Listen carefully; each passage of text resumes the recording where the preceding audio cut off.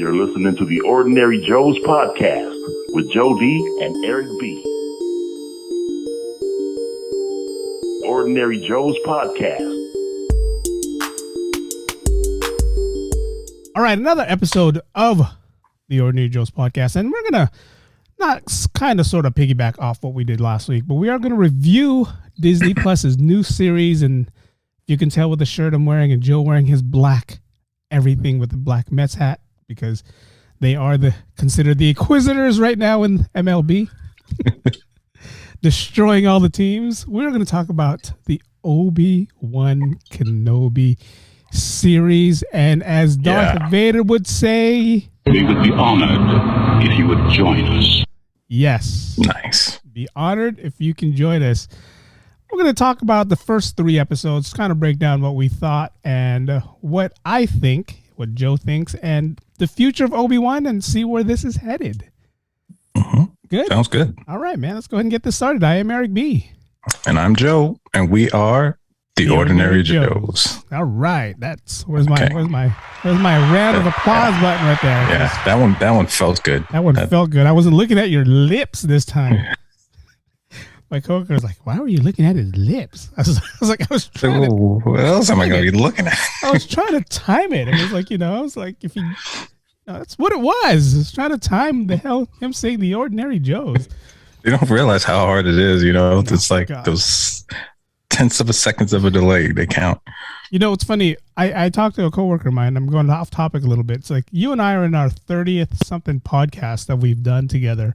Huh. And within these 30 podcasts, since we started, I've only seen Joe twice in person. That's right. Twice because of COVID, because of, and for you guys, Joe is not in New York. He's from New York. A lot of people's like, how did you go get the coquito from Joe? He lives in New York. I mailed it.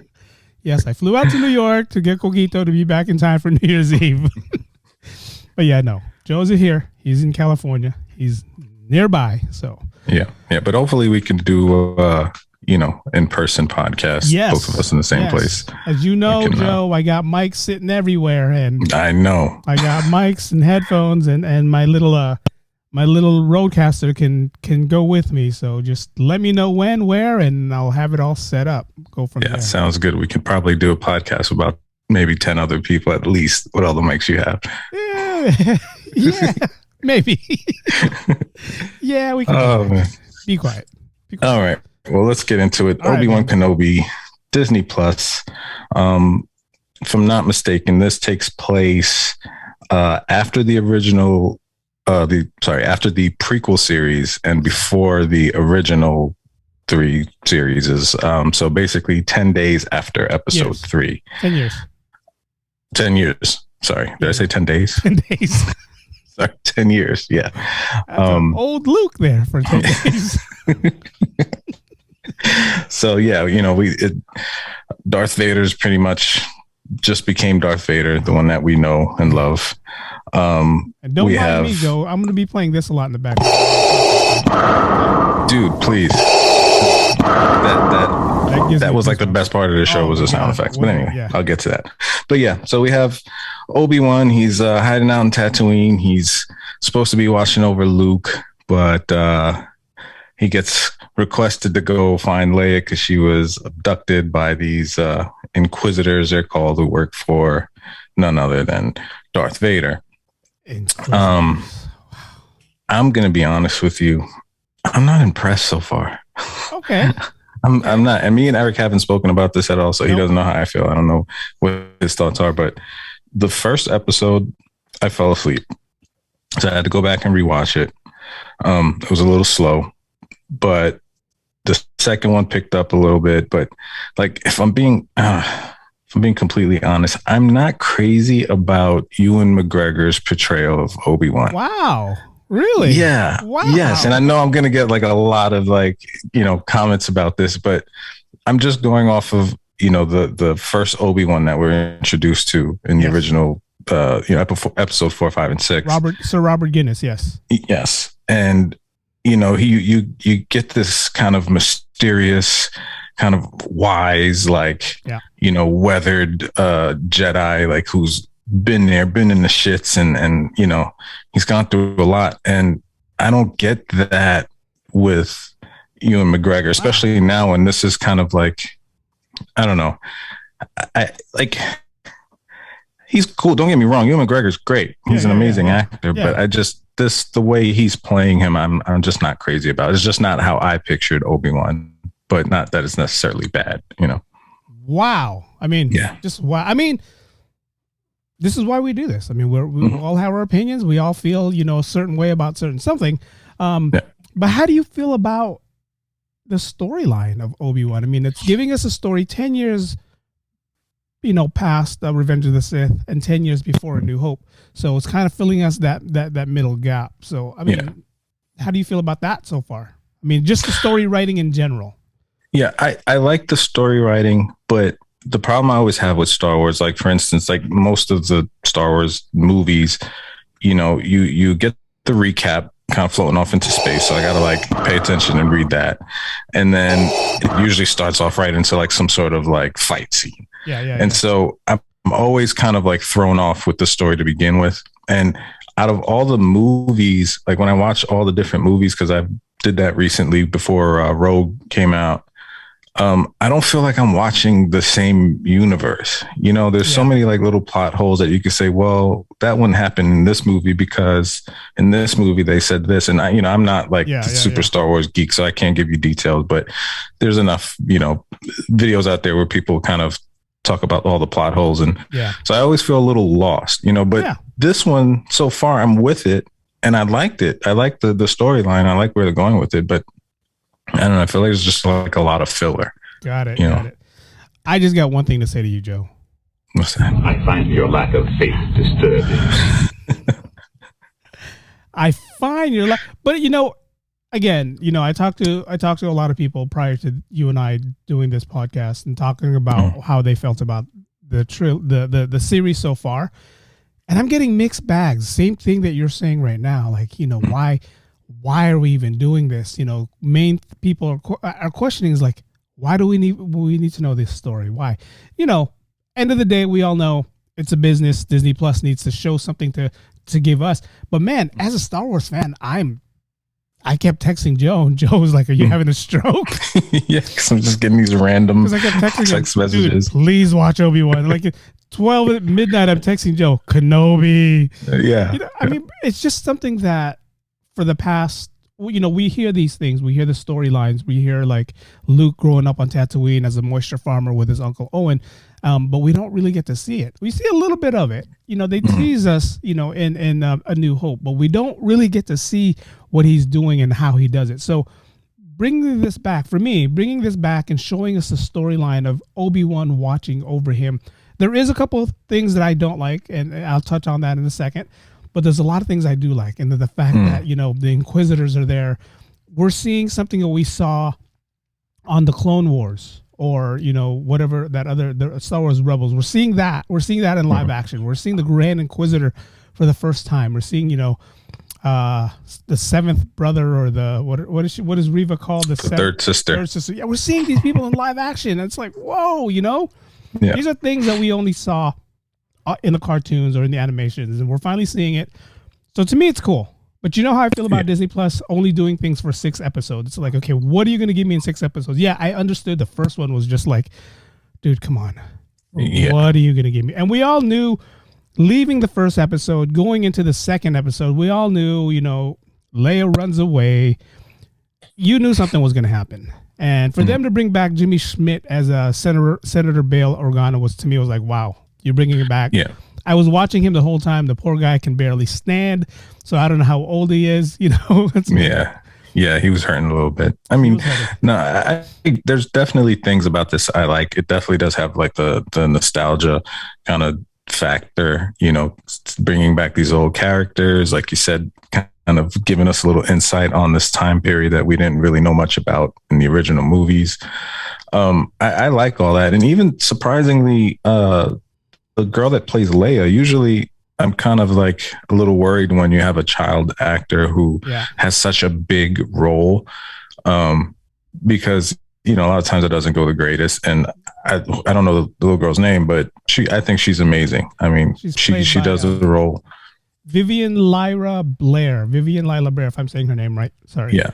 I mean, she definitely holds her own, and I like how she's portraying this kind of young, sassy, courageous Leia kind of, and that's what I mean. Like, that's how you would picture Leia, the Leia we know in the future as an adult. That's how you would picture her as a kid. You know, this is not how I pictured Obi-Wan. You know, at least if we're gonna really do a series about him, you know what I mean. I would like to see a little more of like the badass Obi-Wan. I guess that's all it is. So. You know? I brought that up also with you. I brought that up also, not with you. I'm sorry. I brought that up also with a couple of people that I speak to, and a lot of them pointed out to me, and I'll share this with you, is he's still mourning the loss of Anakin, right? So to him, watching Luke is like a punishment, like sitting there having to watch Luke. Hey, this is a punishment because his dad went crazy and I had to kill him. So he feels that burden in himself, like, hey, one day I'm gonna have to tell this kid that I killed your dad because he turned into the dark side. So I think he's holding that on himself. And yeah, dude, this whole series right now, the 3 episodes, I'm waiting for the badass Obi-Wan to come out, and if we're gonna jump all over the place, that episode 3 when he finally meets Darth Vader and they finally fight, it's like he's so hesitant, and it's like, as a Jedi, but at the same time we got to think he's been meditating for 10 years, trying to think of everything that he's done. So he kind of lost his way of the Force. And even when he meets that guy, that other Jedi in episode 1, and he says, forget it, the Jedi's dead, bury your lightsaber, hide, live a normal life. So I think in these 10 years that he's been hiding, he's kind of like already took the fact that I'm not a Jedi. I'm going to live a normal life. I mean, we see what he's doing. He's working at a fish farm or whatever that fish crate, that crate dragon crate fish. He's working there. He's he's living a regular 9 to 5. He doesn't use the Force at all in 3 episodes except for one episode or one series when he saves Leia from falling. So I think he is kind of like trying to figure out. And you remember, he still hasn't even talked to Qui-Gon. He's still trying to figure that out. So I'm hoping, and this is a stretch, I'm hoping within the next 3 episodes, because we all have 3 left, he finds a way to speak to Qui-Gon. And I mean, we all know he doesn't die till A New Hope, so we know that. We know that. But I love the backstory on between here and A New Hope, and there's a lot of fill-ins that they're going to fill in and share with us, and we'll see what happens. I'm expecting a cliffhanger, to be honest with you. I'm kind of hoping for one, because like you said, I don't know how much are they going to fit into another 3 episodes, unless they jam it with just story and action and all that. But to go back to what you were saying before about what he's feeling, like everything you described to me sounds accurate and sounds amazing. I just still feel like I didn't get that from Ewan McGregor. You know what I mean? Like what you just said, those feelings and all that completely makes sense for the story. And that makes sense why he's probably not badass, why he ran away when he was fighting Darth at first. Cause he's like, oh shit, wait a minute, I'm not ready for this. All that makes sense. But I don't know. He's just too happy-go-lucky for me. I mean, I'm expecting, and I'm seriously expecting the Obi-Wan we're always. I'm pretty sure you're not the only one, and I'm on that same boat as you. Nostalgia factor, I love the Obi-Wan that we have, but as a Star Wars fan and a big Jedi fan, it's like, dude, come on, dude. Where's this Obi-Wan? So this ties into my theory about Reva. Reva, the third sister, is trying to hunt down Obi-Wan, and she's trying really hard to impress Darth Vader. And in the opening scene of episode 1, they show all those younglings that were training, and then the one Jedi, Quinn, I think her name was Quinn, tries to save them, and they all end up. We don't see them die. So there's speculation that one of those kids was actually Reva, and how she survived we'll probably find out in the next 3 episodes. I have a feeling she sees Obi-Wan and Yoda walk into the temple going back to Revenge of the Sith and not looking hard enough for the Jedis, not for the younglings, and just leaving them to die. So I have a feeling she's one of them that saw them come in and leave. And in her head, Master Obi-Wan. Remember, these kids think he's the greatest, right? Right. Have them thinking, oh man, he just left us. Him and the little green guy just left us. What the hell? What do we do now? So that's how Darth Vader gets them, makes them, become inquisitors. And I think some people's telling me, I think she's working for the rebel and she's just trying to find Jedis and she's trying to, free the Jedis. I don't know. It'll be a good twist if we find out she's a good person or a good Jedi. Yeah, I'm a little confused by her storyline, and I've never read any Star Wars comics, so I don't even have any kind of clue as to who she might be or anything like that. But I'm a little confused by her storyline because it's almost like she's more passionate about finding Obi-Wan than Darth Vader is. But I also feel like maybe they're doing that on purpose because you have the one Asian guy with the funny hat. I forget his name. Fifth brother? Yeah, the fifth brother. That's Sung Kang from Fast and the Furious. Oh, is that right? Yeah. Oh, nice. I didn't even recognize him. That's Han. Well, what was that? That's Han from Fast and Furious. Han, yeah. Not Han Solo, but Han fifth brother. Like, now I'm getting really confused. I'm like, wait a minute, I gotta watch this over again. Han Cinco, Han fifth brother. Yeah. So the fifth brother and third sister, they're fighting over kind of who's going to be the right hand or the favorite of Darth. Yeah. But there's two instances where they say they spoke to Darth Vader, but they don't show it. So we don't know if they're telling the truth or if they're just saying it just to mess with each other, to get in each other's head. But I'm curious as to what her deal is because, okay, she impresses Darth Vader by catching, Obi-Wan. Yeah. Now what? Like, what's next for her? So I'm interested to see where they're going with that. And I heard something that the movie Solo did so bad that this was originally supposed to have been a movie, but because Solo was so bad, they decided to do a series with it, and that the Kenobi series and a Riva Inquisitor series were supposed to be two different movies. Wow, yeah. Okay. And they just kind of mashed. And I don't know how true that is. It's just something I saw online, so, take that with a grain of salt. But I'm curious as to maybe, why that has that kind of confusing separate storylines for me anyway. Well, I told you, I said this in the last podcast and I'm going to reiterate it again. I'd be happy if Star Wars don't make any more movies. And if they just keep releasing things on Disney Plus. Just imagine if they released the Book of Boba Fett as a movie.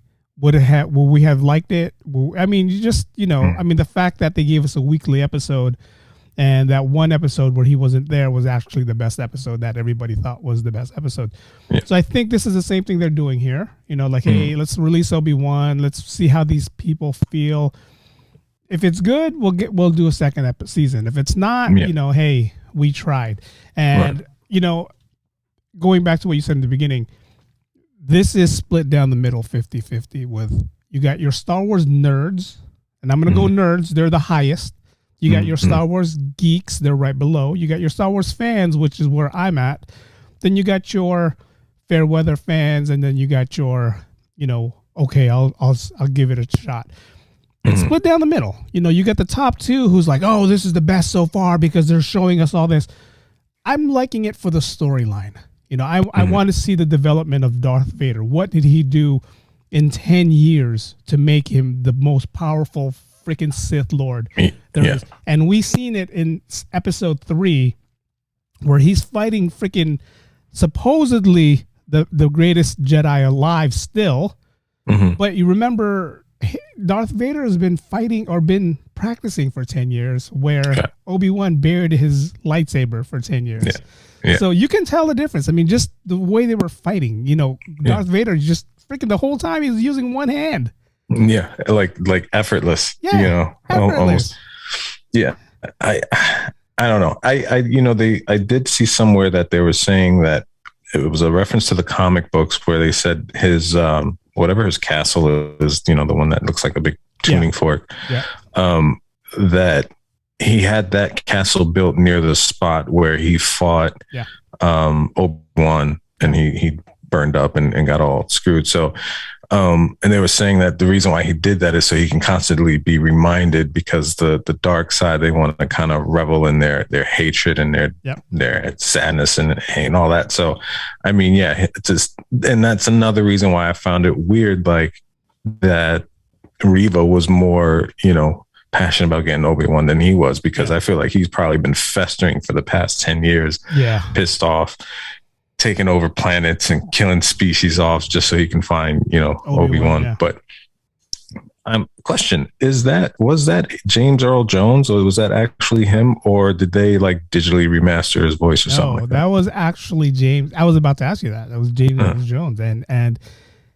he implemented that he would like to do another voiceover for Darth Vader, and they didn't know how they were going to put him in. While we still have James Earl Jones alive, I would think use him as much as we can. And a couple of the voiceovers he actually did sitting at home. They gave him a script. They said, "This is what we want you to say." And I want to say maybe the episode 2 or 3 or whatever, he did those voiceovers at home. The other ones he actually went to the studio. And that, man, trust me, if it wasn't James Earl Jones, I don't know. I mean, there's a couple guys. If you watch any of the animation, whether it's Star Wars Rebels or Clone Wars, there's a couple guys there that can do the job. But watching this on live action and hearing James Earl Jones again, it's like, and it's funny you mentioned that, because they don't even use Hayden Christensen is not in the Darth Vader suit like I thought he would be. Hayden Christensen is only there when he's either out of makeup or unmasked. That's the only time it's him. But in the Darth Vader suit, it's played by another guy. I forget the guy's name, but he's like super duper tall. And that's the reason why they don't have Hayden Christensen as Darth Vader, because Darth Vader is supposed to be like 7 foot tall. Yeah. He's supposed to tower over everyone, and Hayden Christensen is not even that tall. So, so that's the reason why they changed him around. So we may get like Hayden Christensen talking in Darth Vader's quote unquote real voice if there's ever a scene, say, where he may take off his helmet for some reason. I think it'll be his regular voice. Doing the Obi-Wan, you left me to die. Yeah. Like an old, like Yoda. old Filipino man right there. How did you catch that Tamora Morrison Easter egg in episode 2? No, who's Tamora Morrison? Boba Fett. Yeah. What was up with that? He was like the bum or something. Yeah, right? So it was kind of weird. So if you go back to the storylines of again, we're going to go back to the animation, and this is where the Star Wars fans and the Star Wars geeks knew, but then the Star Wars, like yourself who doesn't follow the backstory, was kind of lost. And I have to explain it to a coworker of mine. So in the Star Wars Rebels episode, one of the senators says, we're going to get rid of the clones and we're just going to hire from within. We're going to train kids because the clones were having issues. And in the Star Wars series, The Bad Batch, they actually talk about this a lot. So they got rid of all the clone troopers. They like diminished them. I don't know if they killed them or they said, go on your own, do your thing. So this was kind of like a homage to what happened to the clone troopers. They became war veterans. They were bums. And so this is kind of like an homage, giving them like, oh, this is what we did to them. We're getting rid of them, which to me was kind of cool because it showed us the whole transformation from clone troopers to stormtroopers. Because stormtroopers are supposedly easier to manage because they're just kids versus clone troopers who they all had that same thing in their brain and they all end up, rebelling later on. So I kind of like that. Okay. Yeah. I was curious about that because I was like, wait a minute, was that Boba Fett? Was he? And then I figured, okay, they'll probably explain it down the line. And then I'll be honest, I forgot about it till you just mentioned it. So. Well, a lot of people was hoping there was this famous clone trooper in both Rebels and Clone Wars named Captain Rex. And a lot of people was hoping it was Captain Rex, but it's not Captain Rex. So, gotcha. He's just the regular, all the clones all looked alike. So he's just the regular clone trooper. But yeah, no, it's a good episode so far. I'm going to go back to what you said about Leia. I don't like her character. That's funny. I mean, I get it. I get why she's supposed to be this happy-go-lucky girl who's running around. She doesn't live that Organa lifestyle where she just has to bow and wave. And she even says it like, I'm tired of bowing and waving. I'm tired of doing that. Because in her blood, that's not how she is. In her blood, she's a Jedi. She's, she's a roughneck. She wants to be exactly like her dad. Remember, if we go back to Phantom Menace, her dad's a pod racer. Her dad flies ship. So she has that in her blood. But for her to like run around and, it's like, okay. She's a kid. But, it's like, dude, you're at a grand party right now. Your cousin just pissed you off. You use this fake Jedi mind trick on him. And then you go run into the forest. That's your deal. She runs away. Remember, that's what she said. No, I get what you're saying. No, but I honestly feel like they're setting up for maybe a Leia series down the line.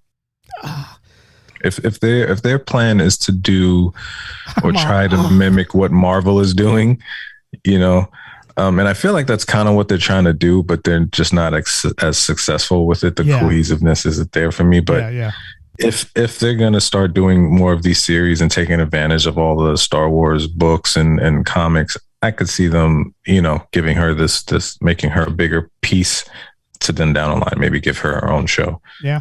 I mean, that would be cool, but you saw the look in my face. I rolled my eyes. If you guys aren't watching on YouTube, I rolled my eyes, not in disgust, but in like, oh God, we're going to see more of this little girl running around. I mean, it would be nice. It would be nice to see the evolution of Leia, how she became this kid. And she did say in the last episode was, I'm sorry, this was all my fault. I wanted to run away. It is all her fault. I mean, it is all her fault. Did you catch that flea? Not flea. You catch flea? Yeah. No, I caught it right away. Yeah. As soon as they saw him, I looked at my wife. I was like, that was Flea, right? And she's like, huh? I was like, Flea, Red Hot Chili Peppers. She's like, I don't think so. I'm like, I think so. So, right. And I always get nervous about IMDb being a show that I'm watching because I always scroll past those spoilers. Yeah. But as soon as I saw him, I was like, yeah, that's him. I'm like, man, and he was pretty impressive, not for nothing. No, but with him being there, he was that guy. I mean, how you want a shady character to go kidnap a kid? That's the perfect guy to get, right? He was. And what's funny is Sean Garnett over in Hawaii, him and I were always on this Back to the Future thing, right? So he texted me as soon as episode 2. He's like, hey, did you watch it? Yes, I did. Did you notice Needles and Obi-Wan? I was like, Needles? He goes, yeah, Flea. Needles. So in Back to the Future, remember Needles is the one that races Marty McFly at the end of the movie, the very last episode. Yeah. So he's the same character. Flea plays Needles in Back to the Future. No way. Yeah. So I was like, get out of here. Back to the Future and Star Wars connection with Flea right here. That's awesome. I had no idea. Now I want to go back and watch that. He's that guy in the red pickup truck. Remember at the end, he goes, you want to race? Let's race. Yeah. And he's like, yeah. So that's Flea. Jesus. Yeah. Oh, well, I guess he's the right age. Yeah. It's a cool homage, and I love how they used him. And again, if you want to get a shady person to like kidnap a kid, go ahead and use Flea in there. Yeah, no, he was perfect. He played the sleazeball perfectly. Yeah. You then to kind of get off topic real quick, you saw the new Top Gun movie, right? Yes, I did. Now I haven't seen it, and spoiler alert for those who haven't seen it, but Val Kilmer is in it. Is that correct? Does he make a cameo? Do you really want me to give you spoilers? Yeah, I'm fine with it. I'm not in a rush to see the movie. He has a very, very short cameo, yes. Okay, and it's a speaking role. So we all know we all know Val Kilmer had throat cancer, and he's not. So in this episode, or in this little, clip of him, he's pretty much typing everything on the screen. That's how he speaks. But at the very end, he does speak maybe like a sentence to Maverick. Okay.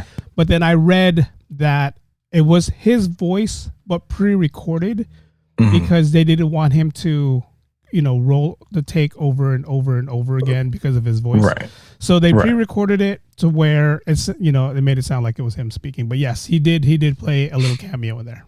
Okay. The reason why I asked that is because you just said he unfortunately had cancer, and he speaks from a voice box, and I saw that they had this team of like these audio engineers who were able to, like you said, they pre-recorded it, and I think were able to take old vocals of his and mesh it together, and they created this, ability for him to speak. And I was just, the reason why I asked that is because I wonder if down the line, of James Earl Jones can't do it anymore, do you think they could nail the voice, or are we just going to have to get used to a different sounding, Darth Vader?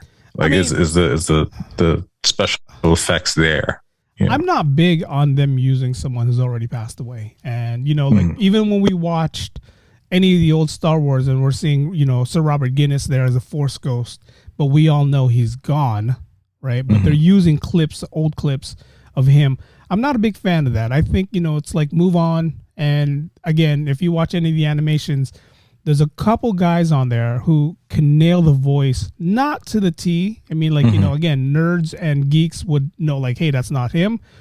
But if we listen long enough, we kind of get used to it. So, like, if it's a Darth Vader series and it's not James Earl Jones, but it's someone else, if we listen long enough, the first 2 minutes, we're like, that's not him. That's not Darth Vader. Right. But as he keeps speaking and keeps talking, we're going to be like, all right. I guess I'm going to have to listen to this. So, I mean, it's kind of like that Solo series, right? I watched Solo and a lot of people didn't like it. In the beginning, I was like, that's not Harrison Ford, man. That's not Harrison Ford. But then as I got used to it, the way he portrayed the character, his obnoxiousness and the way he was acting kind of sold me on, okay, that's Han Solo, but it's not Harrison Ford. So, we just got to get used to it. I don't want to see... I don't want to hear another, Darth Vader if that's the case. But again, at the end of the day, this is a business.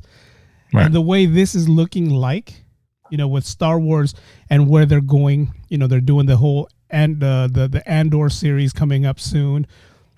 There's going to be more Darth Vader roles in here. Yeah.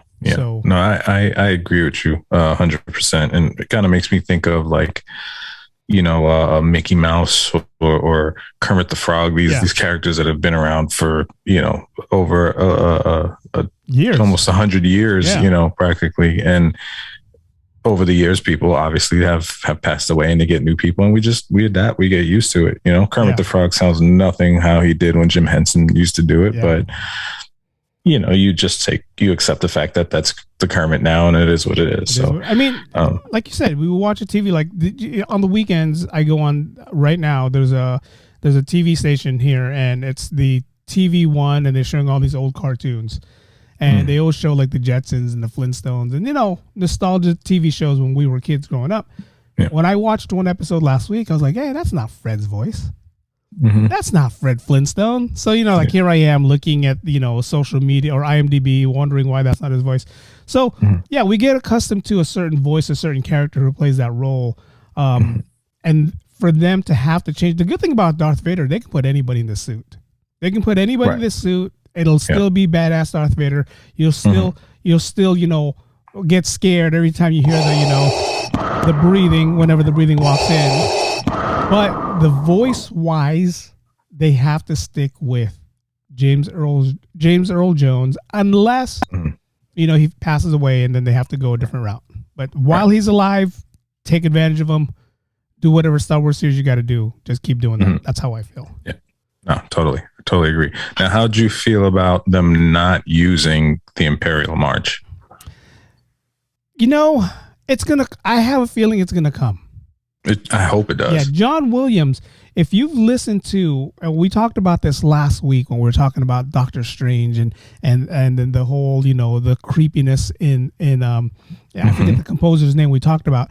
John Williams took the original themes in the original Star Wars and gave it little tweaks. So if you're listening to it, and I advise, if you guys have to watch, anything on Disney Plus, wear headphones and watch it on the tablet, or wear headphones period and listen to it that way.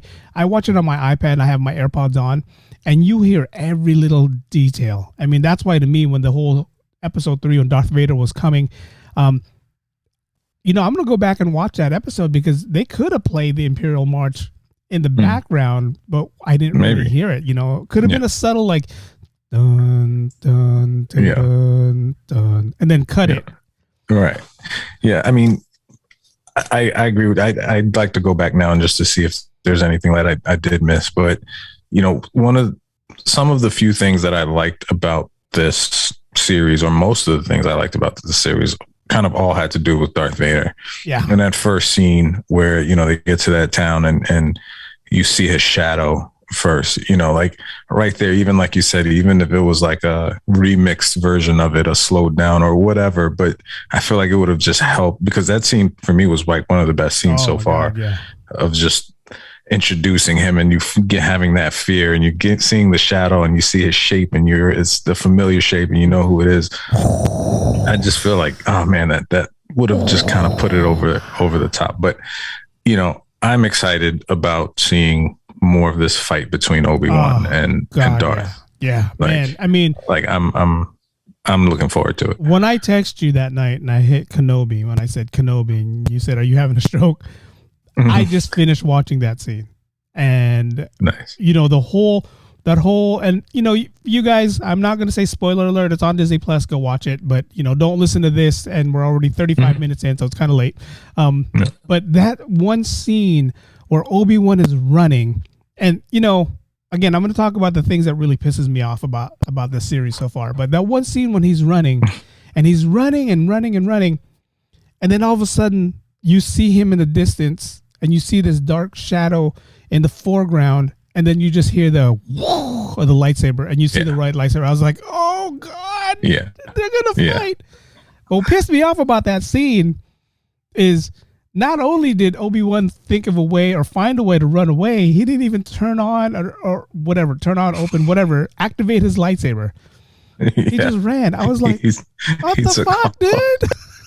Yeah, and that's, it was almost comedic, even the way he ran, because you see, you just see him in the background just taking off. But to what you were saying earlier about, him not being the Obi-Wan yet, because he's just going through all that mentally. Like I get it, and that makes sense, But I probably would have ran if I saw him do that. But I want them to explain it to us. I want them to explain. Like, I want him to go in the next episode 4, and go, I'm not ready to face him. I mean, he did just find out Anakin's still alive.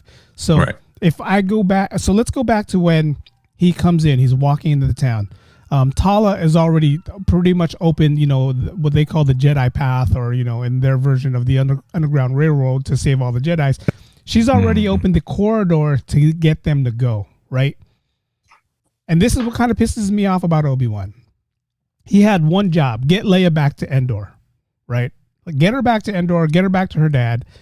As soon as he feels the presence of Anakin, he does the whole, I call it the Braxton Hicks contraction. He had that, Yeah.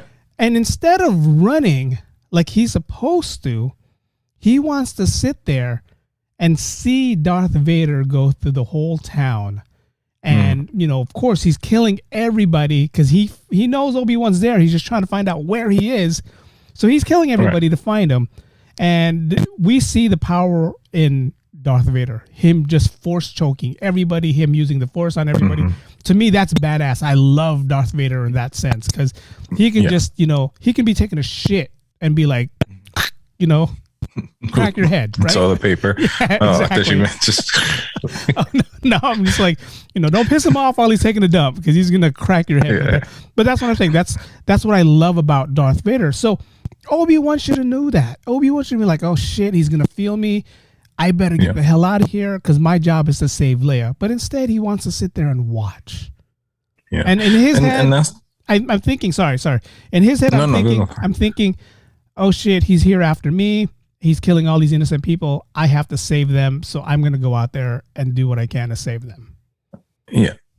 Yeah. He's choking, basically. Yeah. But that's why I think this might end on like somewhat of a cliffhanger, because I feel like there's a lot of these instances where it's just kind of filler, like we didn't need to see him stalling. There's certain scenes they didn't need to put in that. And I feel like they're stretching it out. And I'm at the point where I don't want to see them cram everything into 3 episodes, because I don't hate it completely. Like I said, I'm nitpicking when I say I don't like, his portrayal of Obi-Wan, because that could change. We still have 3 more episodes. I like a lot of the stuff. I like Darth Vader. I like the fight between them. The storyline's cool. I like Reva. So, I just don't know if there's enough time in 3 episodes for them to flesh this out and us be satisfied, at least not with, 40-minute episodes, 45 minutes, whatever it is. So yeah, I'm kind of at this point hoping we might have a cliffhanger, and I don't mind waiting for them to continue on into season 2. I'm gonna go not off topic, but I'm just gonna talk about time phrase in a show.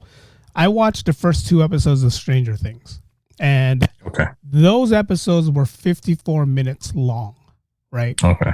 Star Wars episodes are 43 minutes long, give or take, and then I don't even want to say it's 43 minutes because it's probably like 30 something minutes, and we get 15 minutes of post credits. We get all that. So when I watched Stranger Things, I just kept going, God, how long is this show?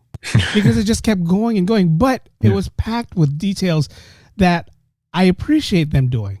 And I brought this up before. I hate the fact, besides them doing 6 episodes, I hate the fact that they try to cram everything in 40 minutes, that if they added another 20 minutes and gave it that, even if it was like another 10 minutes and gave us that 54-minute runtime, I think they can accomplish a lot in 54 minutes.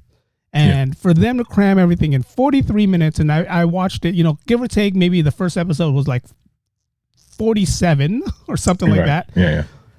They can give us more than what we're watching. I mean, that's just how I feel. That's me as a fan, as a watcher.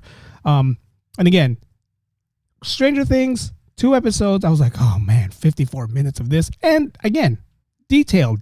Everything from minute 1 to minute 54 was detailed things. Star Wars, if you're going to do this, and this goes for Marvel also, because, Disney Plus, if you're going to do this, if you're going to give us 6 episodes, give us at least an hour in every episode. So that way you can give us more than what we're looking for. Piggybacking off what you're saying, I want them to find a way to give us what we want in the next 3 episodes. There's a couple key things on there when Obi-Wan was in the shed and he said Quinlan was here, and Quinlan Vos is this badass Jedi. He's in the animated series. He's supposed to be better than Obi-Wan.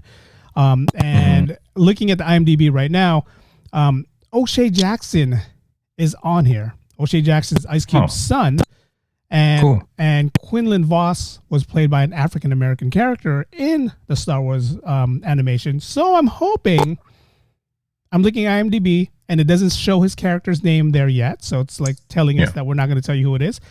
And it says he's only there for 3 episodes. So we didn't see him in the first 3 episodes.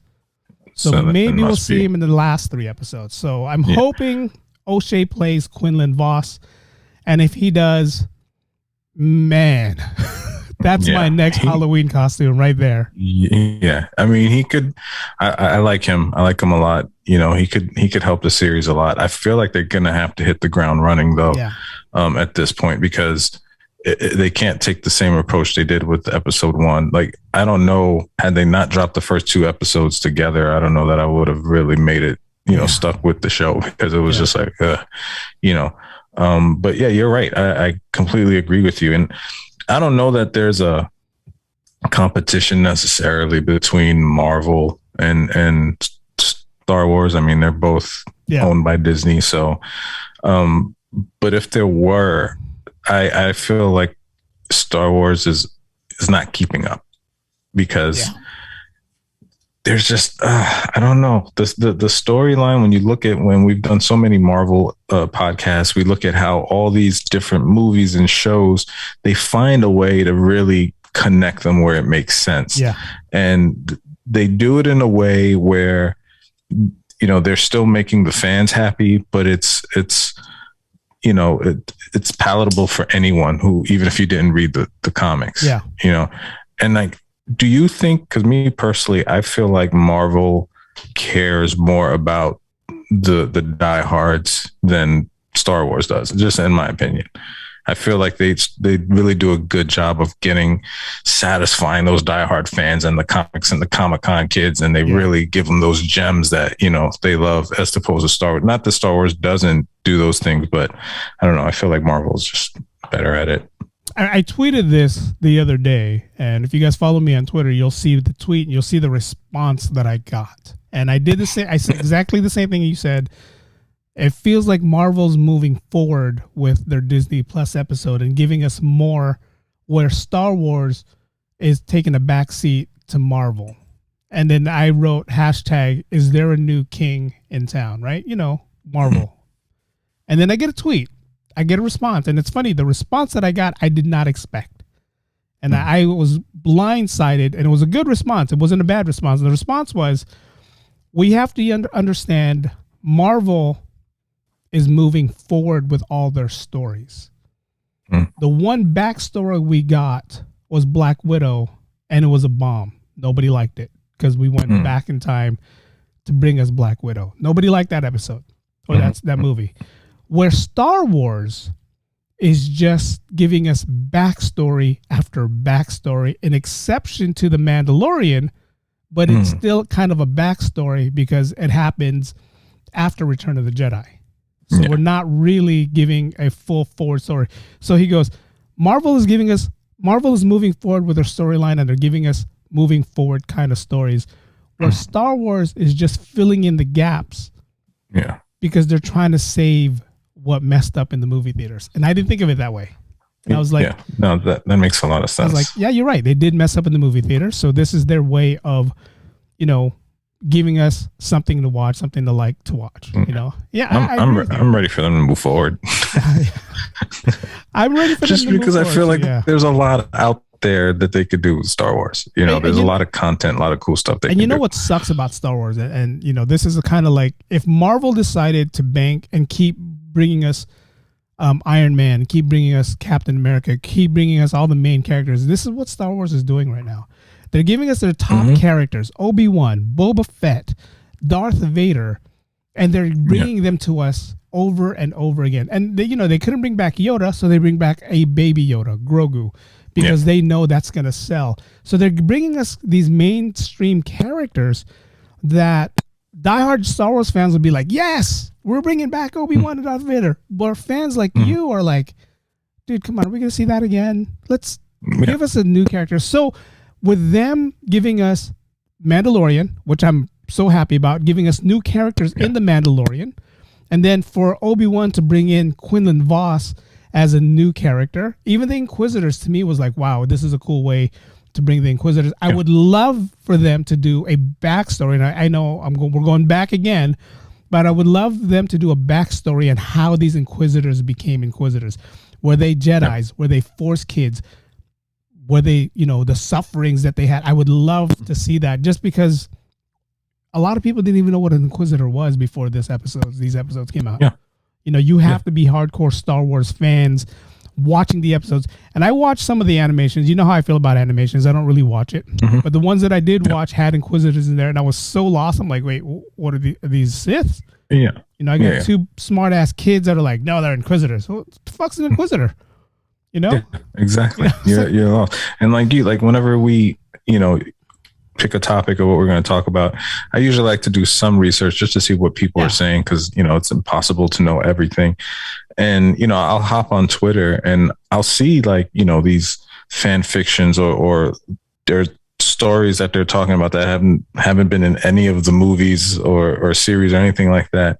And I'm like, that sounds fucking cool. Like, that's awesome. Why don't they do that? You know, so I'm, you know, that's great what you said earlier about the difference between Marvel, you know, them moving on and, you know, Star Wars always kind of doing backstories. I'm ready for Star Wars to just move on. I mean, I think there's plenty of room for you to always kind of go back and sprinkle in some of the characters that we love, like Vader and these guys. But it's wide open what you could do if you got some really good writers and you have the Lucas brand and he can do with freaking special effects and all that stuff.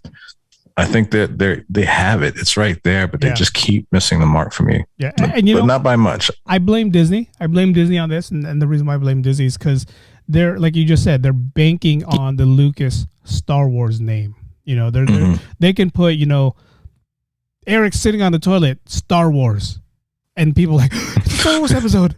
It's a Star Wars episode. Yeah. You know, that's what the branding is about, and that's the branding. That's why people are like, oh shit, it's a Star Wars episode.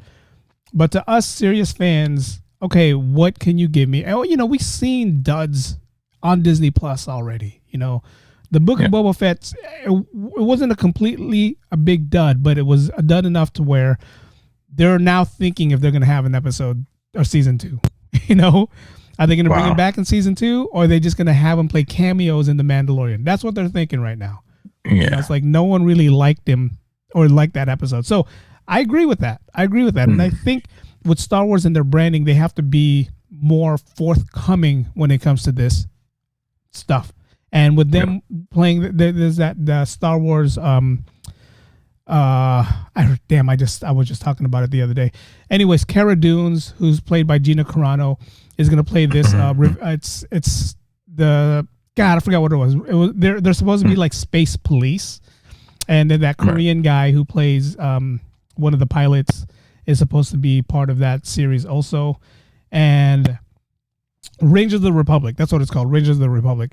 But you know, with Cara Dunes or Gina Carano saying that thing that she said about you know the Holocaust and blah blah blah, they had to put that on pause. So now they're like trying to figure out if they want to do it. But that's an episode where they're actually moving forward.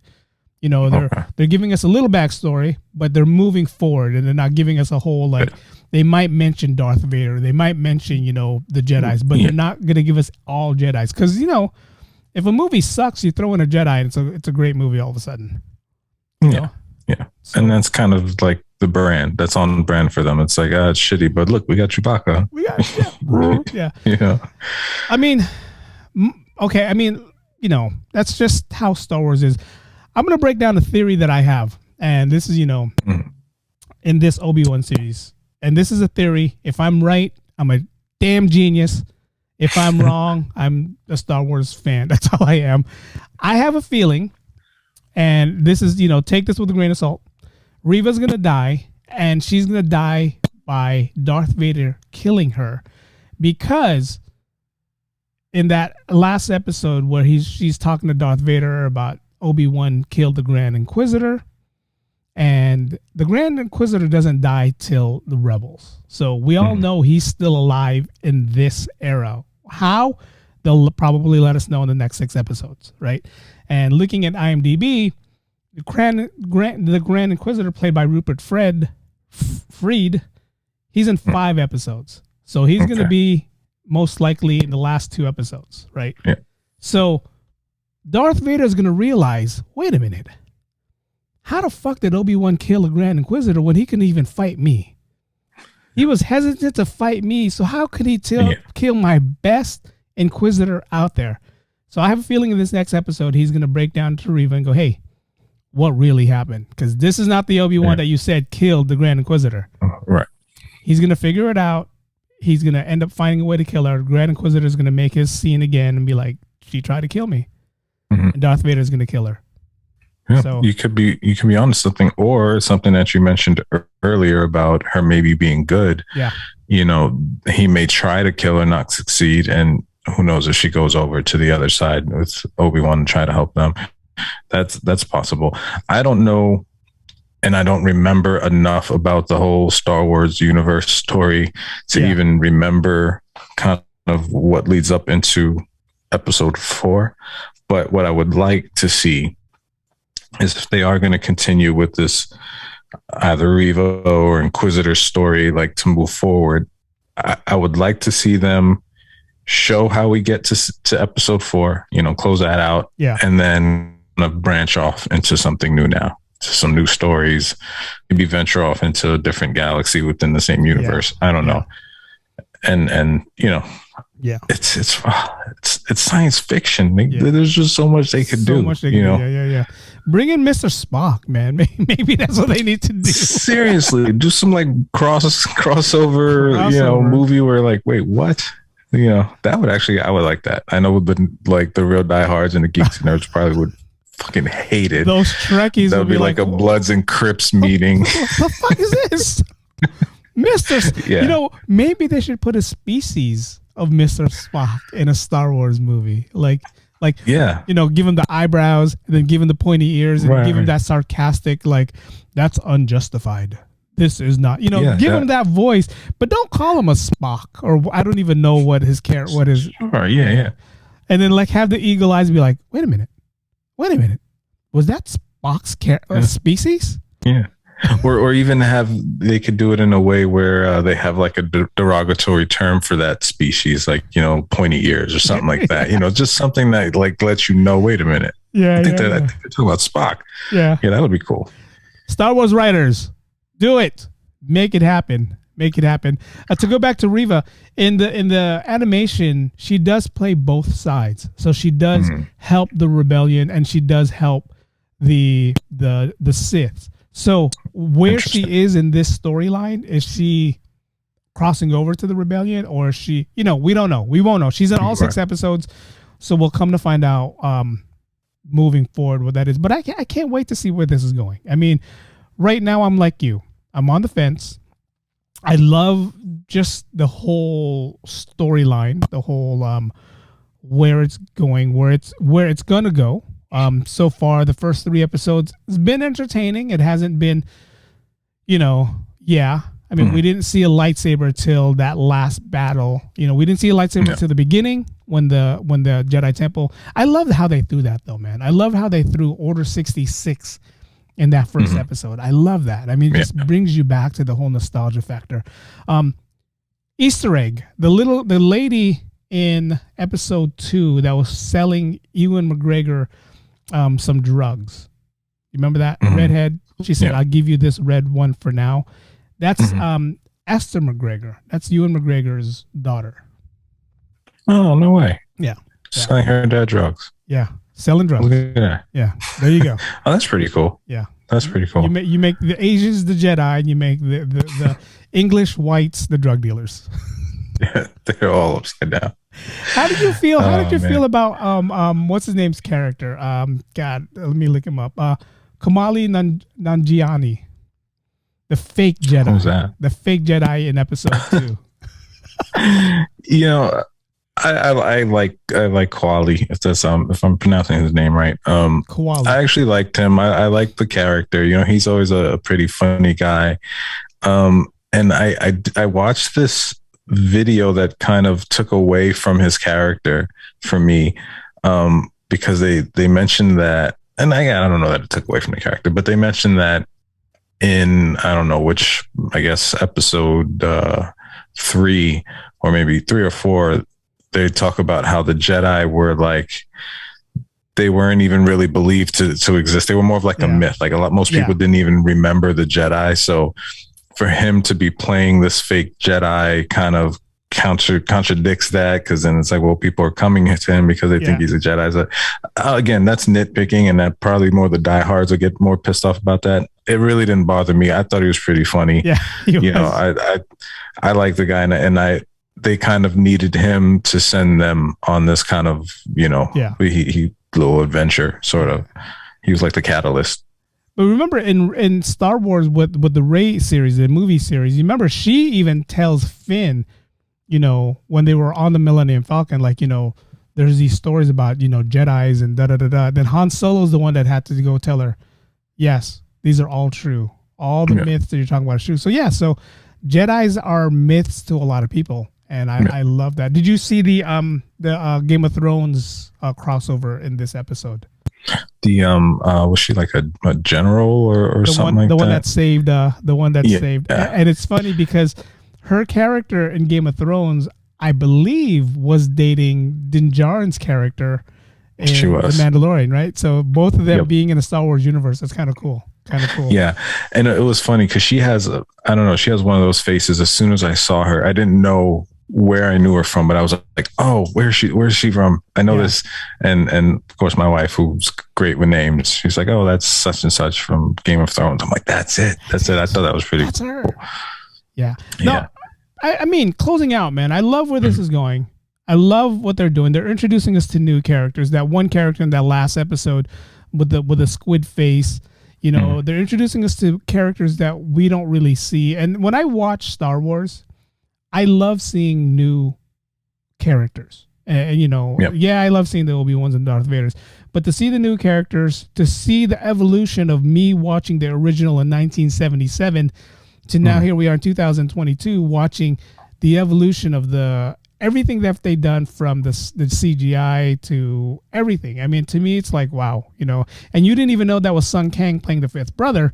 So, you know, that shows you the evolution of Star Wars and how things are going to go. So, no, I completely agree. I mean, like you said before, I'm at this point in the series, I'm on the fence. I think episode 4 will kind of determine whether or not I check out mentally or not. I mean, I'm still going to finish the series, you know, do that for you guys, but it's really like, if they need to really be doing a lot in episode 4, let's just say that, because if I feel like it's another filler episode, then I'm gonna be a little bummed out. But aside from that, I like a lot about the show, even though it sounds like I may not. I mean, it's entertaining. Everything you love about Star Wars is there. And I think that's probably the reason why I just kind of hold it to a high regard. So hopefully they can nail it. The one thing I don't like, and when we were watching The Mandalorian and we were watching the Book of Boba Fett, we were given great intros, you know, great intros. This one gave me a mediocre intro. And again, John Williams is attached to these series, which everybody admires, but they gave us just a mediocre intro. And, you know, I don't know if that's part of the whole storyline to give us the whole sad Obi-Wan, the mourning Obi-Wan, the one who's mourning the loss of Anakin. Maybe that's what it is. But, you know, again, like you said, I'm nitpicking, but I expect a little bit better because we did get 2 badass intros. I mean, this is only the 3rd Star Wars show on Disney Plus. So you give us 2 badass intros. And again, we'd never seen The Mandalorian. We didn't know the Boba Fett. So they were able to start from scratch. But with this one, I expected maybe a little bit more, you know, hyper intro. It's Obi-Wan. They got to put some respect on his name. Yeah. Ewan McGregor. I'm a big Ewan McGregor fan. I'm hoping he redeems himself in the next couple episodes. I'm really hoping he does. And for you Star Wars fans out there, we are not professional Star Wars reviewers, so don't kill us. I know when I put this on YouTube and even when I shared on Twitter, I'm going to get what are you guys talking about? You guys want to battle? No. Yeah, I could feel the blood boiling right now, like the hate emitting through the computer. Like, just chill, guys. You're going to have nerds going like this to you. What are you talking about? It's just they have asthma. That's why. That's their inhaler. That's their inhaler and up to their mouth before they start speaking to us about what we really know. What do you really know about Star Wars, guy? You know nothing about Star Wars. No, we don't. We don't. No, we really don't. We're just we're just going off what we're seeing. It took Joe a whole week to watch 3 episodes. Where I'm pretty sure you have people out there who's already watched this like 10 times. You know. Yeah. And I watched 2 and 3 like last night at work.